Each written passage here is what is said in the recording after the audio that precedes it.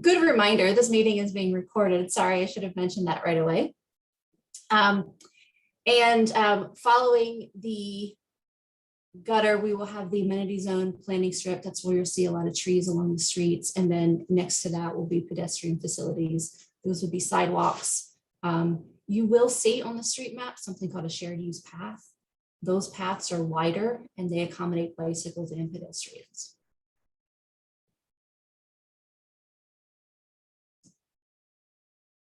This is something in total that we'll call a cross section, and again is regulated by the street map itself.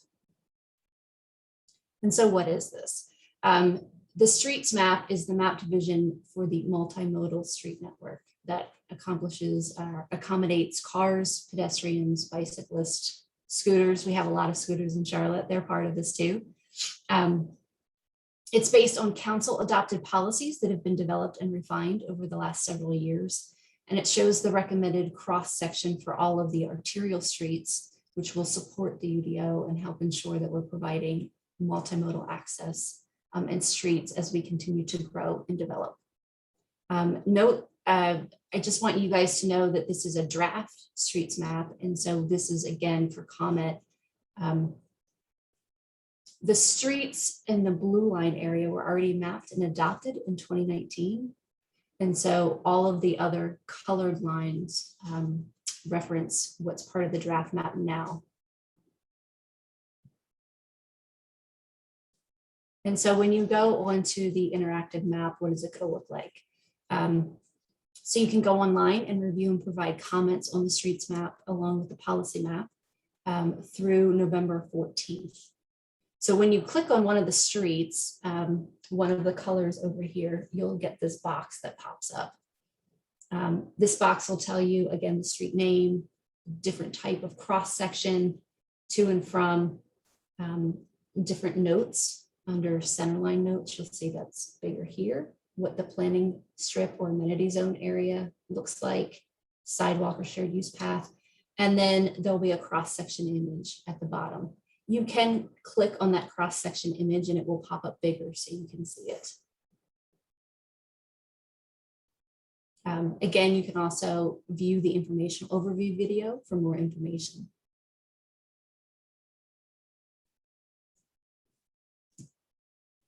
And so now we're going to pivot to the policy map. This is a companion document to the Charlotte Future 2040 plan and will translate the place-based policies to specific geographies in the community. Place-based policies specifically are those that provide guidance for where and how development should occur within the city. And so, for example, the plan will recommend providing higher density housing along major thoroughfares and transit lines so that we can align future density with the transportation infrastructure and then grow with the same capacity. And so this mapping effort that we've embarked on will identify where there are opportunities to realize that goal throughout the community. When adopted, the policy map will replace the current future land use map. Also, the policy map provides a comprehensive and citywide direction for how Charlotte will balance both the needs and the opportunities that come with this future growth that we're seeing. So the map will ensure that we can accommodate the projected growth while also protecting certain features that are important to the existing residents. A lot of these are the parks and preserves, the natural environmental areas, and then established neighborhoods that already exist.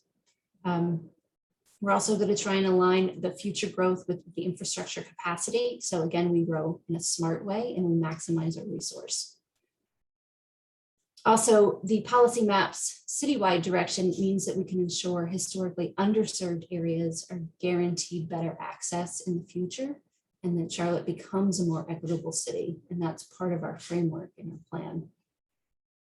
And so since the objective of this mapping effort is to evaluate and balance citywide needs and opportunities, the policy map will not provide parcel specific information or block by block analysis that has historically been done through the small area process. And so now we're going to talk about how this was developed. And so We developed this plan, or this map rather, using a new tool called place types, and we followed a 3-step process.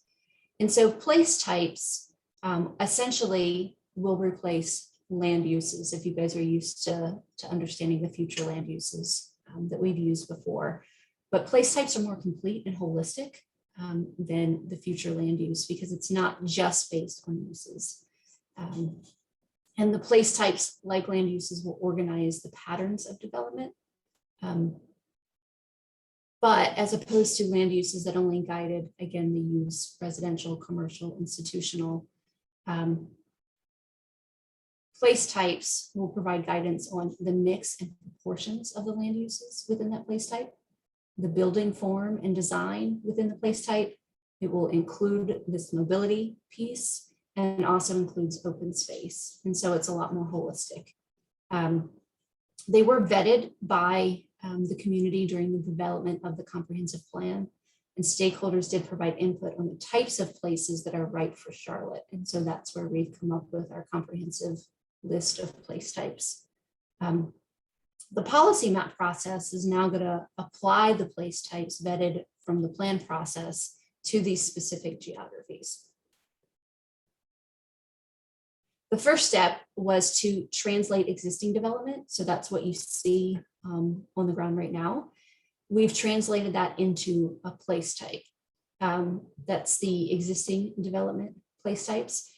If you took the survey that we had out in the previous month, the map that you saw while you were looking at the live, work, and play areas, that was our existing place type map. And so you may have already seen that.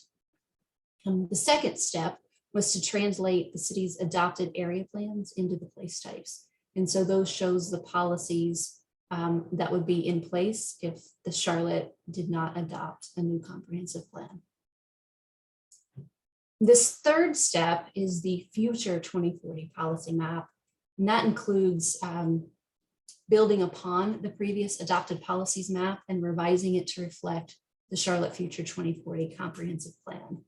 And so by building off the adopted policy map, this process doesn't erase any of the past planning work that you guys have been involved in and that are still very much valuable, but it respects what's working for the community and revises things that haven't been working and some shortcomings, especially to address the future needs as well as some of the current needs we have now. And so this slide shows you the different place types. These are grouped by live, work, and play. And so the live place types typically are parks and preserves, neighborhood 1, and neighborhood 2. And so neighborhood 1 is your standard single family development place type, low density, multifamily neighborhoods, and detached housing types such as duplex and triplexes. Could include some civic and institutional uses as well, such as schools and parks. Neighborhood 2 is more of your multifamily, and that's where you'll see some apartments and condominiums as well. The workplace types, you have commercial. I think a lot of people are familiar with the traditional commercial, mostly retail and office uses. We also have a campus place type. That is for like office campuses, health campuses, education campuses, I think are the first things that pop into people's mind. Any types of institutions and organizations. We also have an innovative mixed use, and this is potentially going to be a transitional area with our industrial type uses. It is lower intensity industrial, but also has employment uses such as office, research, light manufacturing. We can also include some residential and some creative use spaces that we see popping up in a lot of the major cities across the country. The last one under work is manufacturing and logistics. These are the areas that are higher intensity uses, major economic and employment drivers. So those are going to be things like power generation, your yards that you store things outside, manufacturing. Those are going to be pretty much what you see there. And then we have our place spaces. These are mixed use places. And these are the 3 that are there are neighborhood center, community activity center, and a regional activity center. The neighborhood centers are focused on serving the neighborhoods that are close by. The community activity centers are a little bit larger and serve a larger area. And then your regional activity centers are going to be your larger centers outside of uptown that serve the region. All of these are intended to be walkable and really serve and function for the community. This slide is just a version of what we just saw. I'll give you a minute to read through these and see if there are any other questions.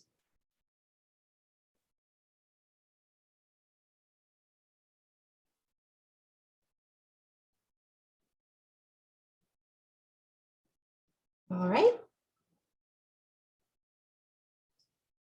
And so how is the policy map developed? There were several data inputs that we use in each of the 3 mapping processes. For this presentation, we're going to focus on the inputs for the adopted policies and the Charlotte Future 2040 policy map, since those 2 steps really inform today's draft map that we'll talk about. And so the major inputs for the adopted policies include the future land use recommendations from the area plans. That's about 72% of the guidance that we've used. For the remaining portions of the city, the adopted policy map was informed by zoning or the existing entitlements of a property as best we can map them at this point. In instances where existing zoning districts did not clearly translate into one place type or another, we used some market support analysis to help us identify the best place type at the moment. As mentioned, the draft Charlotte Future 2040 policy map built upon the adopted policies map by revising it to reflect the new direction of the Charlotte Future Comp Plan. And so the major inputs used to revise the second map and produce the draft 2040 map include the equitable growth framework and then preservation policies that we have in place. The draft recommendations were then checked against several other data sources, such as growth projections, environmental and infrastructure capacity, and again, market information. And so now that I've gone over that, we're going to see how this plays out in this south area. And so specifically, this is the south middle geography that we have. And so we're bounded by Pineville, 485, Matthews and Sardis Road on the east, and then the north, Woodlawn, and back down 77. So this is the general area. What I would want to point out from some other conversations I've had, a lot of this is considered South Charlotte, but we also have along South Boulevard. And so sometimes these look very different. So first, what we're going to do is go through the mapping approach that began by translating what's on the ground today and what the future place types would look like without the comprehensive plan. And so this is the map that reflects existing development. Again, this is what you should have seen if you took the survey. So you can see a lot of commercial along South Boulevard. South Park Mall is over here in the red, and you see some pockets of heavier development around Carmel and 51, Providence and 51, and then down toward 485. Again, these are the colors of the place types that we're using today. And so that's what we have on the ground now. And so when we translate the adopted policies, we see a lot of changes. Neighborhood 1 goes up by about 12%. Parks and preserves, it goes down in terms of place type by 39%. But what I want to state here is that parks are actually part of the low density zoning. And so a lot of the green spaces are captured in that neighborhood 1 in terms of the way our adopted policies have been interpreted. Commercial drops by 84%, mainly because those areas have transitioned to a new place type. And so like South Park Mall, as an example, is no longer considered commercial. It's a community activity center. And so those areas are all new. Manufacturing logistics goes up about 7%, again, about west of South Boulevard. The neighborhood centers dropped. And again, that's because we have a lot of new community activity centers, which are a bit larger.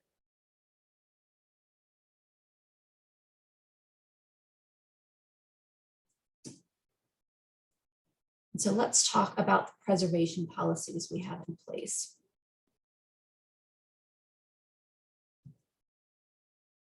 So the comprehensive plan includes policies to preserve existing neighborhood 1 areas, parks and preserve areas, and manufacturing logistics. And so on this map, you can see that we have our manufacturing is in purple, our parks and preserves are in green, and neighborhood 1 is light yellow. I consider that light yellow. Some people will argue and tell me it's cream, but I'm going to go with light yellow. And so in some areas, these place types were already preserved based on the adopted policies. But the areas that are highlighted in blue, you can see some of the greenway areas and along streams. Those areas were place types that were preserved as part of this step. And so you can see that new. And so parks and preserve actually increases by 63%. Again, that reflects probably what you're used to seeing. Manufacturing logistics goes up about 16%. Again, it's over here west of South Boulevard, and then up here along Fairview. And neighborhood 1 goes down about 5%. And so at this point, we're going to ask some questions and have some interaction. We want to ask what you think about these mapping steps. And so this first approach was to preserve neighborhood 1 in parks and preserves. And so did you feel that the mapping steps to preserve neighborhood 1 in parks and preserves align with the Charlotte Future 2040 comprehensive plan's direction to protect community assets? So at this point, you should see a poll pop up. If we can get that up. I can't see them for some reason. So you guys let me know. You'll have about 20 seconds or so to take that. But if you guys could answer those questions, that would be a huge help.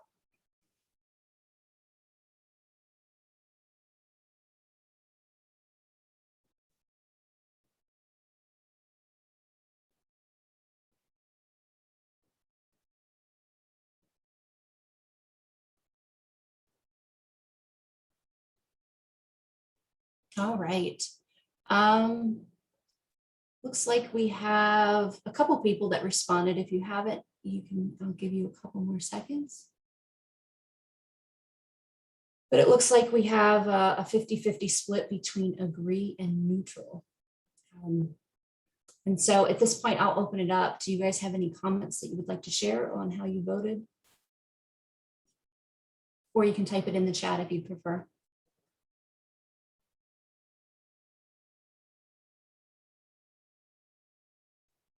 We have a quiet bunch today.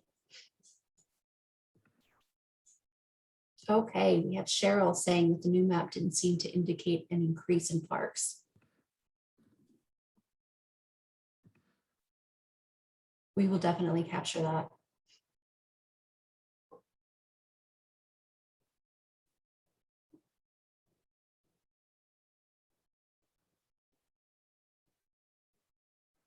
All right, let's go on. We're going to move forward.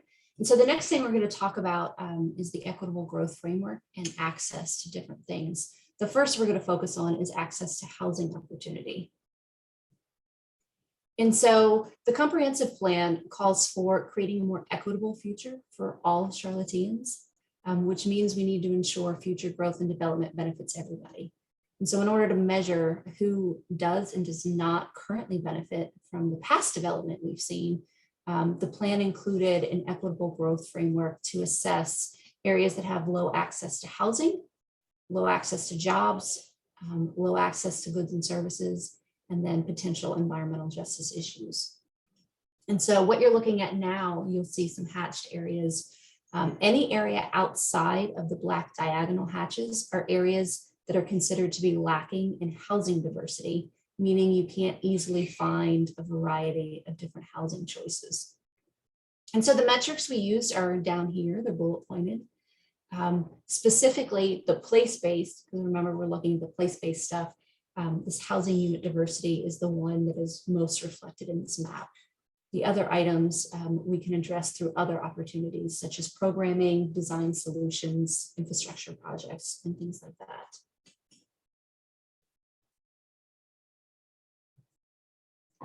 And so in order to help increase housing diversity, we looked at neighborhood 2.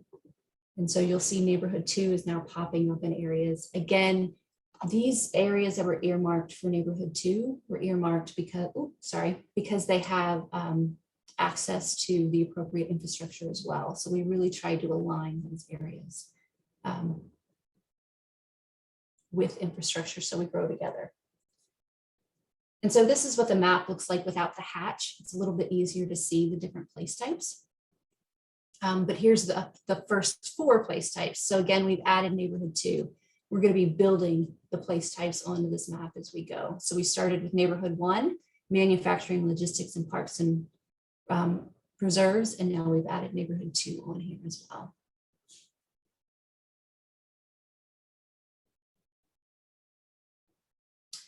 And so now we're going to have another poll. And this is really to ask you if you feel like more neighborhood 2 in the areas with low access to housing opportunity was a good approach to increasing housing diversity in the future, as reflected by neighborhood 2 place types. So I'll go ahead and give you guys some time to fill that out.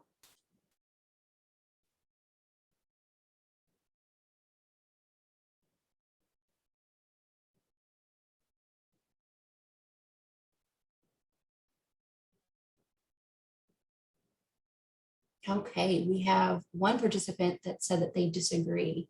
And so what I would ask, if you feel comfortable, is to come off of mute and talk to us a little bit about that, or you can put it in the chat.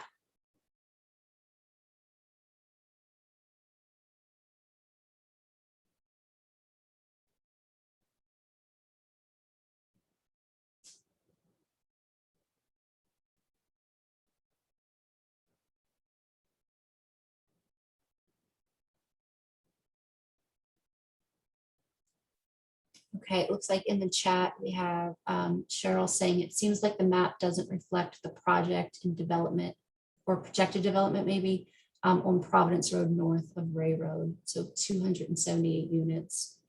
We'll make a note of that and definitely go back and check in that. And we also have a comment from Hillary. I don't see how increasing density would translate into greater affordability given the land costs. What I can say to that is you're right, but in order to get affordability, it's a kind of a 2-pronged approach. We have to make sure we have housing diversity, and then we'll look into some of the programming and stuff to help support the affordability of the different housing units. But I hear everything you're saying. So we will make note of these so that we make sure that that's captured in our next steps. Thank you guys for that. And so next we're going to look at employment opportunity. And so again, areas outside of the black diagonal hatches are areas that are considered to be lacking existing access to employment opportunity. Again, the metrics are there on the screen in the lower right-hand corner. And this is specifically measuring employment in the commute shed. So we know it doesn't necessarily need to be right next to you. We did take commuting patterns into account. I think it's 1.5 miles of every neighborhood was part of the commute shed.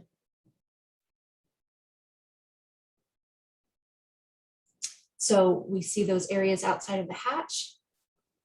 And this area changed in a different way. Our campus area actually got smaller, and we can talk about that in some of the future maps. So they got smaller and transitioned into different types, which we'll talk about in just a minute. Innovation and mixed use, we don't have any change. It doesn't look like we have any in this geography. And so we can talk about that further as well. This is the clean map, so you can see it. Again, we have manufacturing logistics along South Boulevard and up here along Fairview. We have a little bit of campus out here as well. Campus really reduced because there were other campus spots around this area, and they've been transitioned into other place types.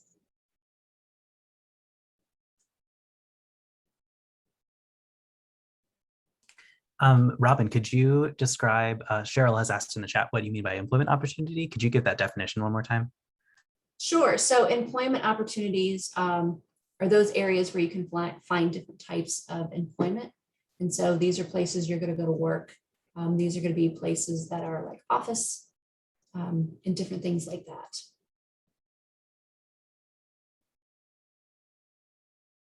Obviously, some of our activity centers will also have employment opportunities as well. So this is focused specifically on the employment centers.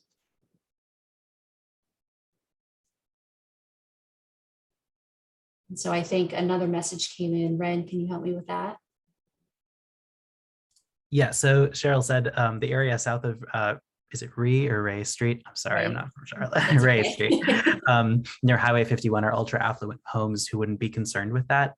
My response to that question would be that these are some of the goals that we're bringing up are broader goals of the comprehensive plan. So they're not necessarily specific to each of these geographical areas that we're looking at. But the comprehensive plan aims to increase employment opportunity all over the city. And so we're looking specifically at this geographic area right now, even though it's more of a broader city goal. But Robin, if you had anything to add to that, go ahead. No, I think you nailed it, Ren. If you look at our policy map, place types for the whole city, you will see different geographies have different mixes. And it's based on the infrastructure and, again, existing uses and trying to accommodate the comp plan goals as best as possible.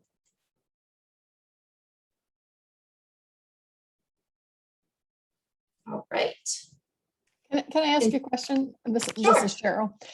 So does that mean where the hatching are areas that are targeted to have some development, retail or, light industrial or, something smaller commercial in order to create opportunities for employment in the area? It's not necessarily that people who live in that area don't have employment opportunities elsewhere, but this could be an area where people might go to, whether it's from that area or not.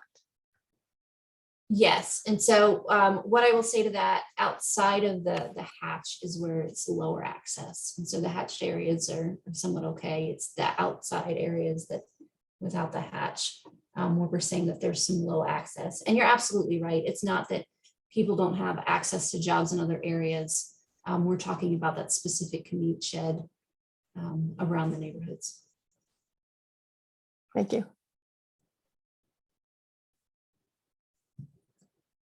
So we have our next poll that's going to pop up here in just a second. And this is asking, is mapping campus and innovative mixed use areas with low access to jobs, or in areas with low access to jobs, a good approach to increasing job access in the future?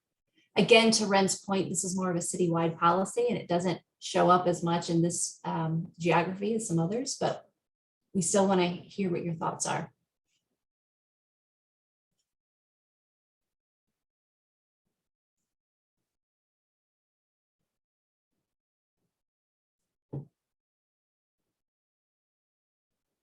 All right, looks like you guys strongly agree with that. That is awesome. I like to hear agreement. I like disagreement too when it helps us refine what we're doing, to be clear, but it's always good to get some affirmation. All right, let's move on.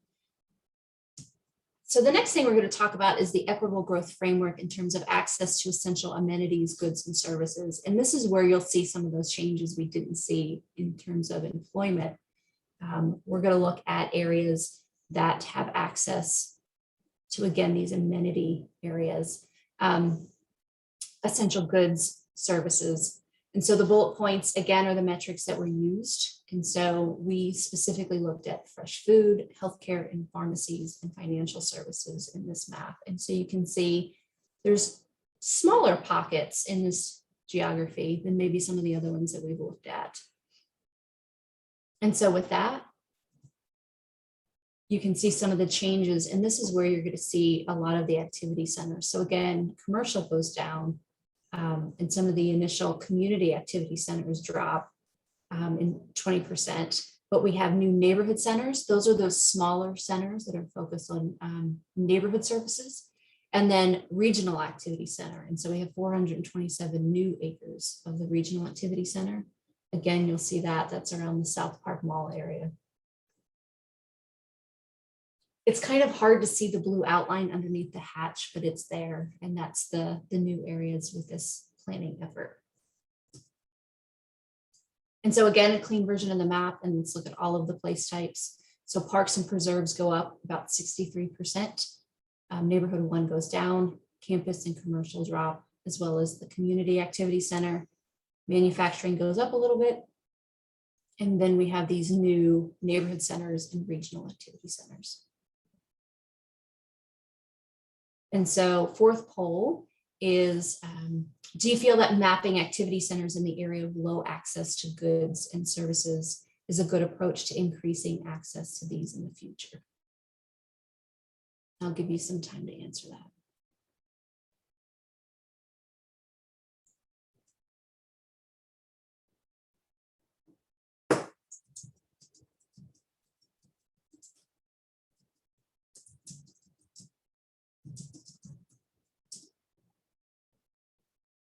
So activity centers, again, these are your shopping areas. So it's retail and services. And so again, the neighborhood activity centers are the smaller ones that are supposed to focus on the specific and adjacent neighborhoods. And then they grow from there. Community activity center is a little bit bigger and serves a larger geography. And then your regional activity centers.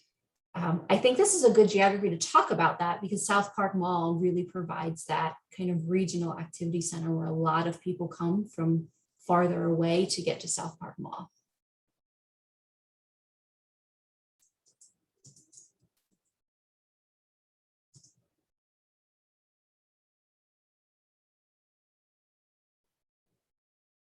So it looks like we have agreement with that. Again, thank you. And so let's talk about environmental justice a bit. Environmental justice is specifically when we look at where things are located.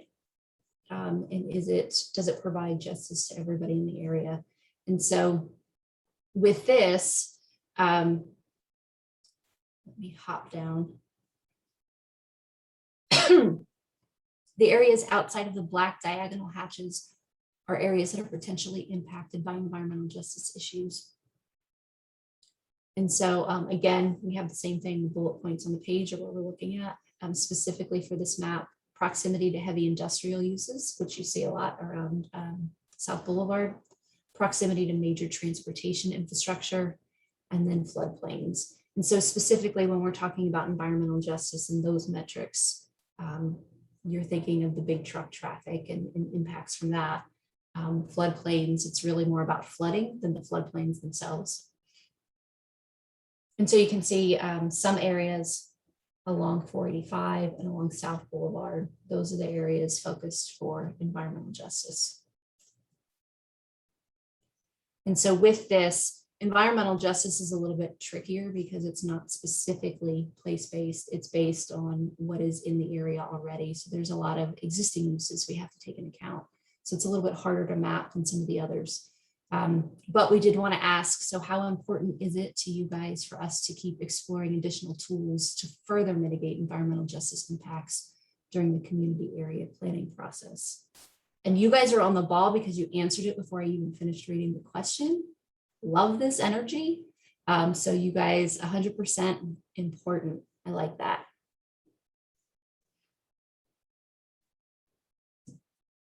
All right, and so now we're going to talk about growth allocations a bit. Specifically, in terms of the percentage of citywide housing growth captured within this planning community area, we have 12% in this community area, and that's about 17,729 households. I guess it's not about when I give you a pretty exact number, but that's what we're projecting. And that's based on, again, the place types that we have mapped. Taking that further, this community planning area captures about 6% of the job growth again, based on the place types that we've mapped.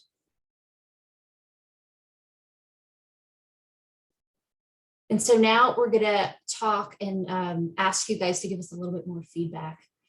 Specifically, we want to know if there are any additional steps that you think we should be adding to our current approach, and then what adjustments may need to be made to the mapping approach. And so again, the objective of this is to collect your feedback. If you guys have seen something that you don't like and you think we need to revisit something, now is the time to tell us. Let me forward through this. Specifically, we're going to break it up and talk about 3 different place types.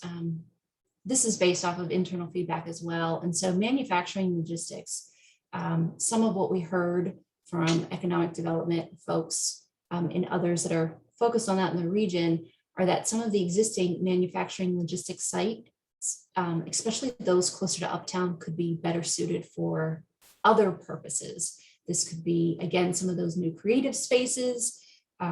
Where I'm originally from, a little bit further north, a lot of the older industrial spaces in the downtowns have been repurposed into some really cool residential, neighborhood 2 type of residential.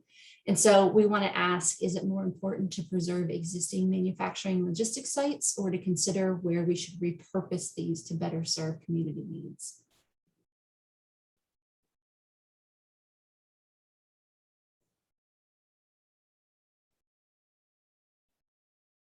Okay, so pretty strong, 100%. It's more important to consider repurposing manufacturing logistics sites. Thank you guys for that.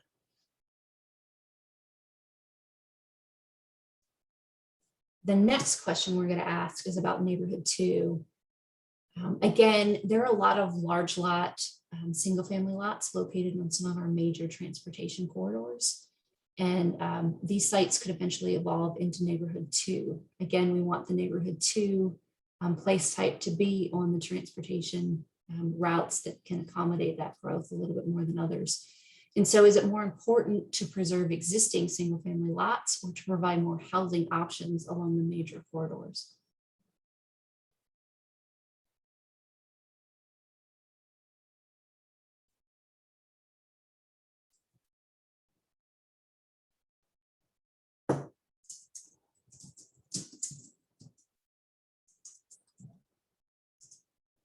All right, so it looks like we're split on this. So if you guys could come off of mute and talk to me a little bit about this. One person says it's more important to preserve existing single family lots, and the other suggests that it's more important to provide housing options.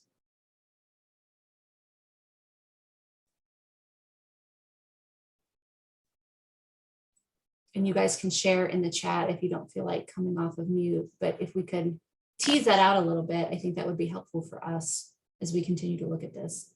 Hi, it's Cheryl Johnson. So I've lived in other cities where I was in more urban environments. And at that point in my life, I was happy to live in, more densely populated areas. But when I moved to Charlotte many years ago, we intentionally chose a neighborhood that had some breathing air around it, lots of trees. I think I do understand the objective of being able to get people closer to areas of transit and places to work and places to shop. I get that goal, but I guess part of me feels like for people who've lived here a long time and specifically chose these neighborhood ones where we don't have a lot of multifamily housing, it just feels like, it kind of flies in the face of why we bought where we bought, I guess. Yeah, I completely get that. You made an investment based on what you saw, and you want to keep it that way. I can understand that. Yeah, and also, I live off Providence Road above where Ray and Alexander cross it.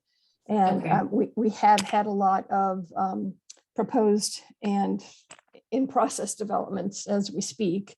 And it's, it doesn't feel very good. The traffic is horrendous on Providence, and I won't go into all the details, as I'm sure you're familiar with, but so we're not looking forward to having more traffic, and that particular aspect has not been addressed despite several conversations with the city council and our representative Driggs. So it's disconcerting to feel like it's kind of being shoved down our throats without any regard for the quality of life that we came here for and purchased here for. Okay. Thank you for sharing that. I really appreciate that. Sure. The other point we have, so Hillary shared in the chat, this continues to be a flashpoint for the UDO and the comp plan. It does make sense to allow major corridors to be higher density, but these roads are already at capacity, and so it is a problem. And so, yeah, we hear that loud and clear. To Hillary's point, the UDO, the regulations that are coming out, hope to address that as well.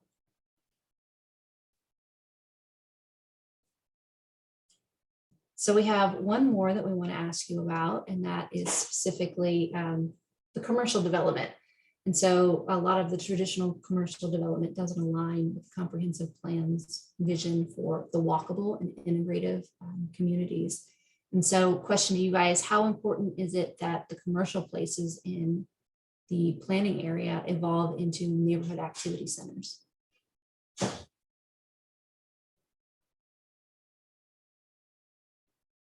All right, so we have a split vote again, very important versus very unimportant. And we do see a lot of differences with this. A lot of times it depends on if you're there living or if you're there working, or if you see it as, you know, a larger activity center. And I think in this geography in particular, because you have South Park, that is a big draw. If you guys want to share any more information on this, I'd love to hear it.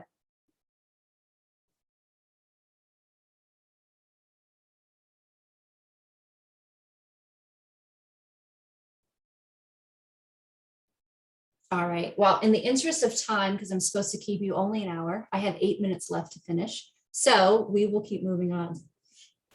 So now what we're going to do is adjustments to the mapping approach. And this is where we can get into a little bit more detail on the map itself. And so different things that we want to ask you about potential issues are the size, how things translate from zoning and to zoning. And so really what I want you guys to do, if you can, and I think it's at the top of most of your screens where it says view and you're viewing my screen, it'll say view options. That's over here. That drop down menu, you can hit annotate. For some of you, it may be on the bottom of your screen. But if you can go ahead and click on that, you'll get a toolbar that pops up. And if you hit stamp, we're going to use the heart because it makes us feel good. We love a map with a bunch of hearts on it. But what we're going to ask you to do is in just a minute, I'll pull up again the policy map for this geography, and we're going to ask you to place hearts on any areas of concern and anything that we want to talk about further. So are there any questions on how to get that, the methodology, or sorry, the annotation up so you guys can use it? All right. With that, here is the map. I'm going to hold it here for just a little bit, and if you guys can go ahead and start stamping it with the heart, and then we can continue to talk about it.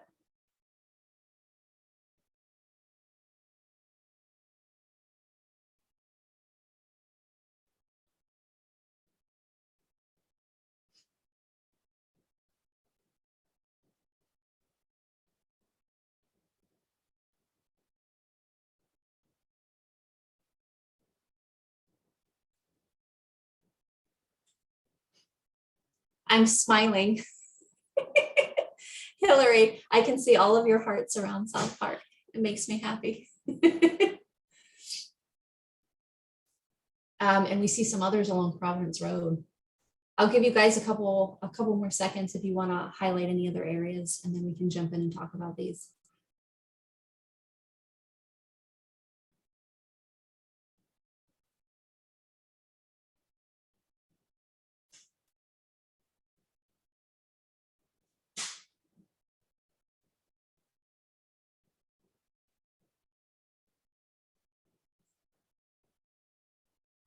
All right. So let's start with South Park.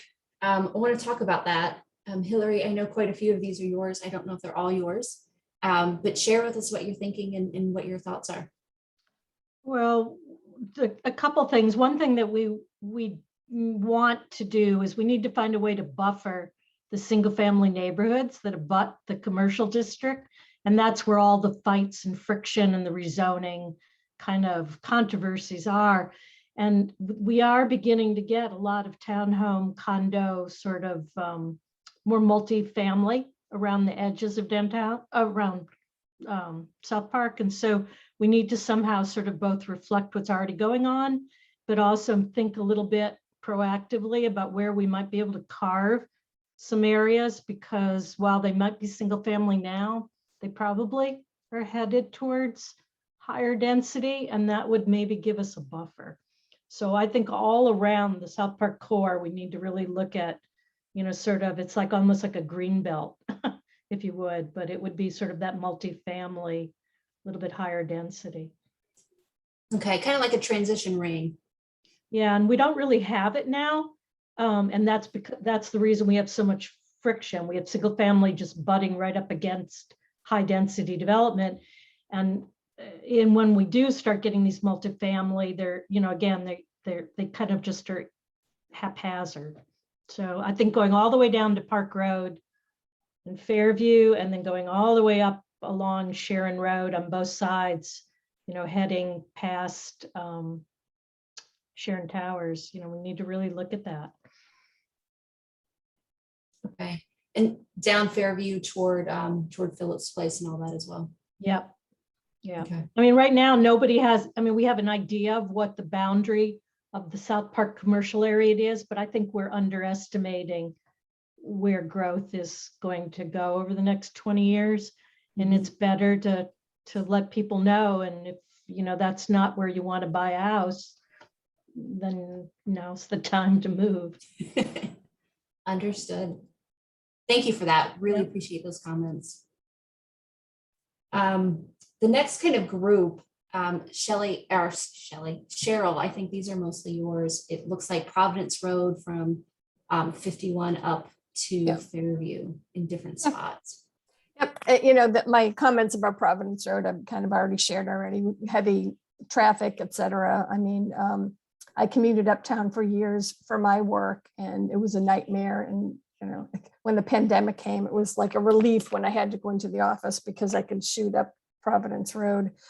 It's an unfortunate benefit of that. But I would just say that, you know, it goes back to traffic on Providence Road, a lot of it, but also the area around the Arboretum is very heavily trafficked, and they're looking at adding a Publix grocery store there in the next year or two, I believe. And so that's a concern for a lot of people, not to get specific about Publix per se, but you know, we're just, it's bad at, you know, pretty much from like 3:30 to about 6:30 every night, whether you're going north or south. So it just seems like more development in that area will just make more gridlock.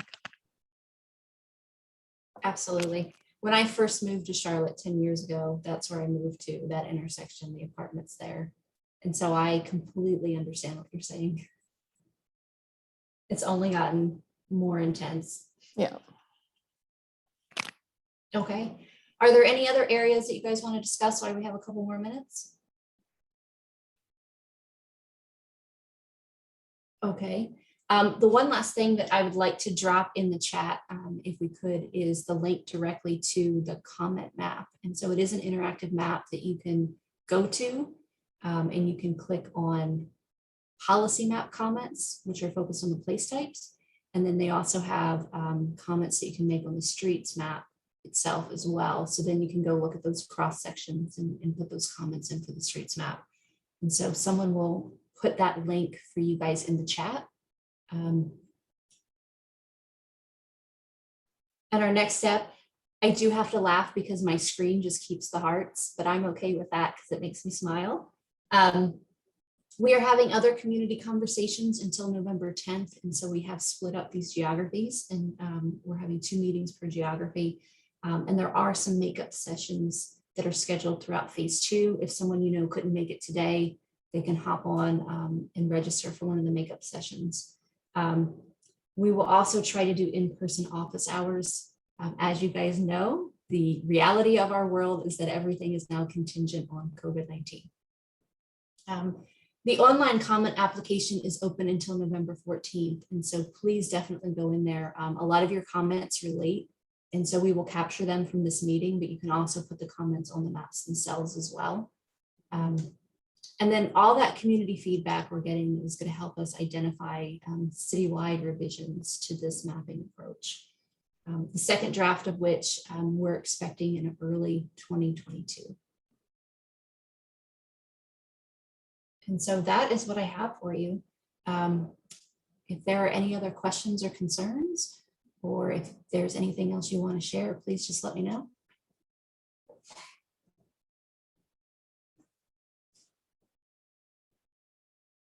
All right, what I will ask, we are going to download this video and it will go on our website. We can definitely make sure we send the link out to you, Hillary. We'll see if we can get that for you. Cheryl, thank you for coming. I know it's not easy to set aside 6 to 7. I have a 9-year-old right now who's very excited that he's been able to be on the iPad for the last hour. So I know the struggles, but we really appreciate you guys coming to listen to us. All right, with that, I'm going to go ahead and end the meeting. You can reach out to us at any point in time if you have any further questions. Thank you, guys.